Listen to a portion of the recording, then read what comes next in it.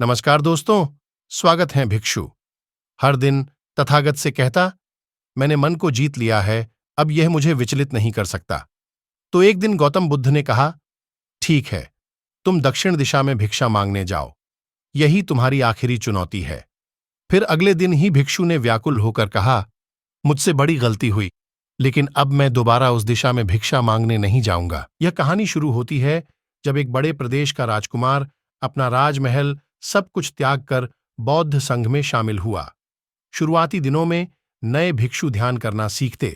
इसके साथ साथ गौतम बुद्ध उन्हें भिक्षा मांगने भेजते, ताकि भिक्षुओं का अहम कमजोर हो और उनका व्यवहार विनम्र हो जाए। संघ में आने के कुछ समय पश्चात राजकुमार भी भिक्षाटन पर जाने लगा।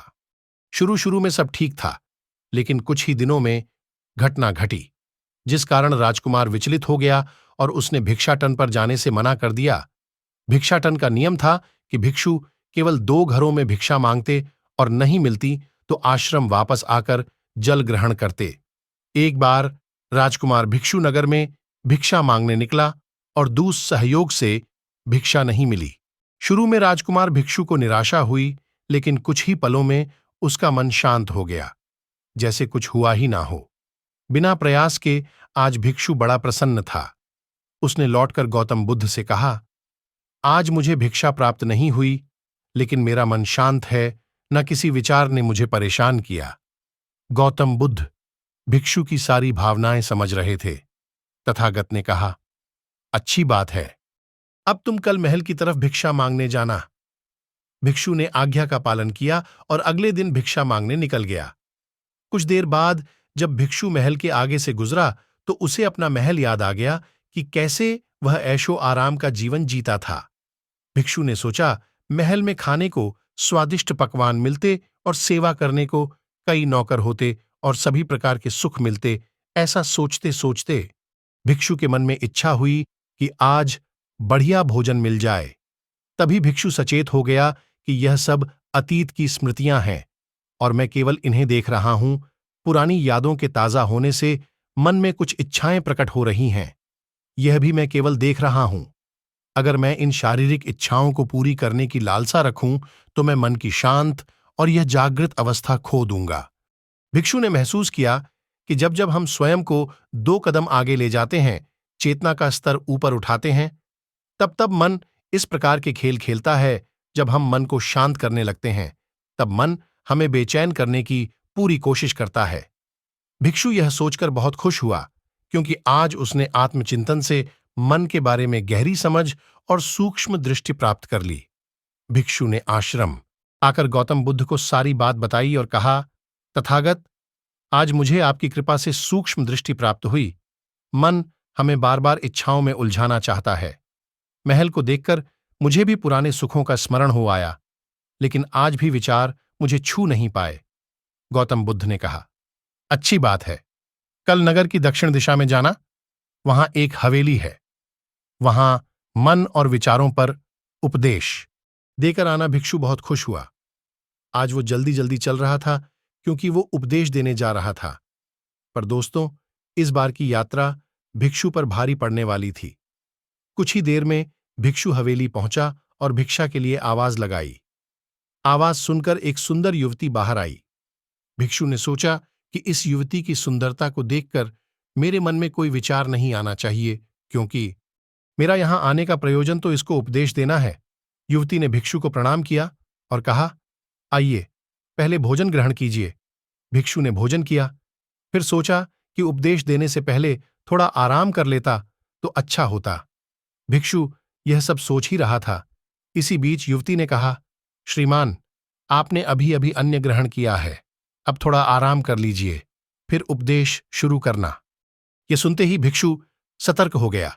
जो योजना वह मन में बना रहा था, यह महिला वह सब बिन बताए करती जा रही थी। भिक्षु ने सोचा, यह सब संयोग है, यहां लोग भोजन के बाद आराम करते होंगे। फिर भिक्षु आराम करने लेट गया और विचार करने लगा कि महिला कितनी समझदार है और इसकी सुंदरता बेजोड़ है। अगर मैं राजकुमार होता तो ऐसी ही स्त्री के साथ विवाह करता। भिक्षु के मन में ऐसे ही कुछ विचार चल रहे थे। इतने में युवती फिर से आई और बोली, अगर आप राजकुमार होते तो मुझे उपदेश कैसे रते? भिक्षु जी, आप तो मुझे उपदेश देने आए थे ना? युवती का इतना कहते ही भिक्षु को स्पष्ट हो गया कि युवती तो मन पढ़ सकती है। भिक्षु घबरा गया और हाथ जोड़कर पूछा, क्या आप मेरा मन पढ़ सकती हैं? युवती ने कहा, क्षमा कीजिए, ध्यान करते करते मेरा मन शांत हो गया है, इसलिए बड़ी आसानी से मुझे दूसरों के विचार अपने आप महसूस हो जाते हैं। उनकी भावनाएं समझ आ जाती हैं। जब भिक्षु ने सुना तो उसके पैरों तले जमीन सरक गई। फिर बिना कुछ बोले भिक्षु तत्काल आश्रम की ओर चल पड़ा। रास्ते में चलते हुए भिक्षु का दिमाग फटा जा रहा था। उसकी बेचैनी बढ़ गई थी। भिक्षु खुद को कोसने लगा कि मेरे मन में युवती के लिए ऐसे विचार क्यों आ रहे थे। उसने मेरे बारे में क्या सोचा होगा? अगर यह बात लोगों को पता चलेगी तो लोग भिक्षुओं और संघ के बारे में क्या सोचेंगे? आज भिक्षु बहुत लज्जत महसूस कर रहा था और वह थोड़ी ही देर में आश्रम पहुंच गया। जब भिक्षु गौतम बुद्ध के सामने पहुंचा तो तथागत ने देखा कि उसके चेहरे की रौनक जा चुकी है। दोनों कंधे झुके हुए थे। भिक्षु ने बुद्ध से कहा, अब मैं कभी भिक्षा के लिए नहीं जाऊंगा। तथागत ने कहा, पहले आराम से बैठो, फिर मुझे बताओ कि तुम्हारी चाल में इतनी थकान क्यों है? आज तुम्हारे चेहरे पर तेज की जगह ग्लानि की भावना क्यों है? भिक्षु ने सारी बात बताई और कहा, मैं सब कुछ जानते हुए भी महिला की सुंदरता के बारे में और अन्य चीजों के बारे में सोच रहा था। मैं मन से पूरी तरह हार गया। अब मैं कभी उस दिशा में नहीं जा पाऊंगा। मैंने बौद्ध संघ का भारी अपमान किया है। गौतम बुद्ध ने कहा, सबसे पहली बात, परेशानी को बढ़ा चढ़ाकर मत सोचो। अगर कुछ बुरा हो जाए तो एकदम से यह मत सोचो कि सब खत्म हो गया। बिना सोचे निष्कर्ष पर मत जाओ।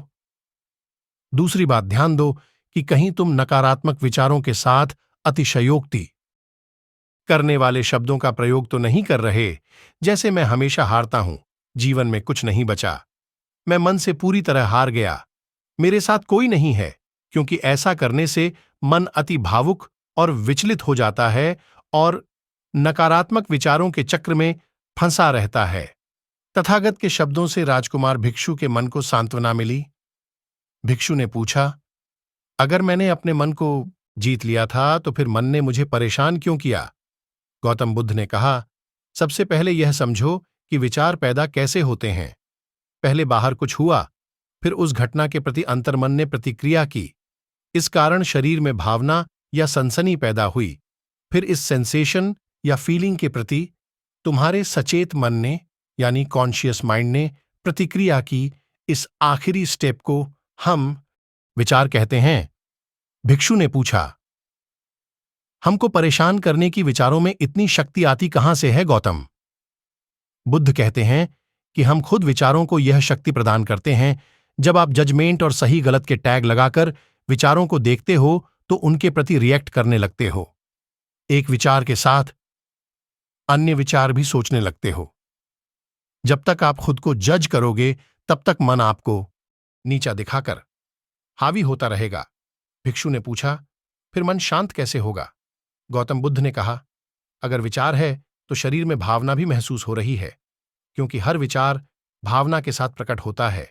अगर आप अश्लील विचार महसूस कर रहे हो तो इसका मतलब है कि शरीर में एक भावना यानी सेंसेशंस भी महसूस हो रहे हैं, और फिर आप उसके बारे में सोच रहे हो या रिएक्ट कर रहे हो, और इसी बात में मन को शांत करने का तरीका छपा है।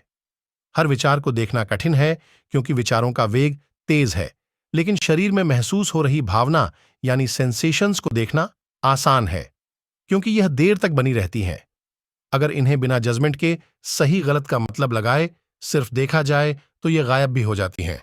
तब मन के पीछे जो शांति है वो प्रकट होता है। अगर आप अश्लील विचार महसूस कर रहे हो तो इसका मतलब है कि शरीर में एक भावना यानी सेंसेशंस भी महसूस हो रहे हैं, और फिर आप उसके बारे में सोच रहे हो या रिएक्ट कर रहे हो, और इसी बात में मन को शांत करने का तरीका छपा है। हर विचार को देखना कठिन है क्योंकि विचारों का वेग तेज है, लेकिन शरीर में महसूस हो रही भावना यानी सेंसेशंस को देखना कठिन है क्योंकि विचारों का वेग तेज है, लेकिन शरीर में महसूस हो रही भावना यानी सेंसेशंस को देखना आसान है, क्योंकि यह देर तक बनी रहती हैं। अगर इन्हें बिना जजमेंट के सही गलत का मतलब लगाए सिर्फ देखा जाए तो यह गायब भी हो जाती हैं।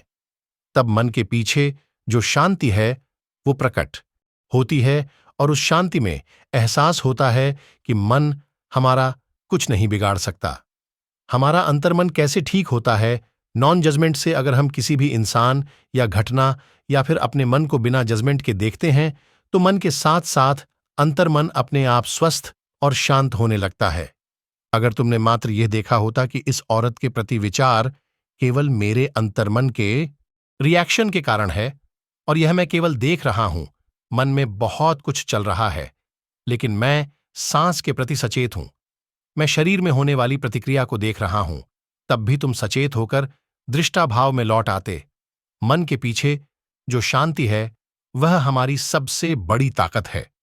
हम बड़ी आसानी से विचारों को शांत कर सकते हैं और एक दिन यह जान सकते हैं कि किसी भी प्रकार का विचार, चिंता असल में इस शांति को पार नहीं कर सकता। हम हमेशा विचारों से अछूते हैं। गौतम बुद्ध कहते हैं, तुम याद रखो, विचार तुमसे हैं, तुम विचारों से नहीं।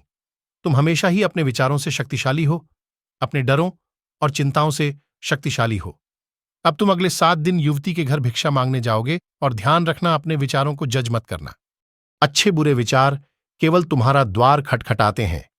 तुम केवल इतना याद रखना कि तुम वह शांति हो जिसमें सब प्रकट हो रहा है।